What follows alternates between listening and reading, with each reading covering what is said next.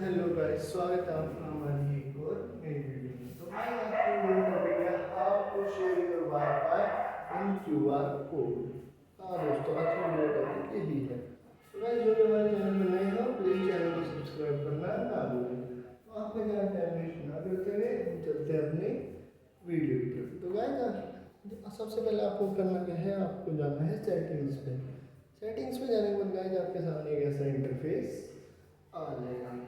इसमें देखेंगे आपको वाईफाई का सिंबल दिख जाएगा। वाईफाई को जब क्लिक करेंगे तो आपके सामने कैसा इंटरफेस आ जाएगा। यहाँ पे देखेंगे गाइस आपका वाईफाई ऑलरेडी जिस फ़ोन से कनेक्टेड है वो फ़ोन पर यहाँ आ जाएगा। मतलब आपके फ़ोन में जो वाईफाई कनेक्ट है वो सामने आ जाएगा।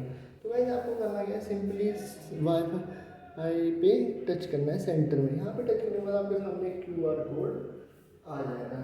तो गाइस इस क्यूआर कोड से आप अपने वाईफाई का पासवर्ड शेयर कर सकते हैं। तो गाइस ये हमारी आज की वीडियो अच्छी लगी तो प्लीज़ चैनल को सब्सक्राइब करें, वीडियो लाइक करना ना भूलें। मिलते हैं आपसे एक और नई वीडियो।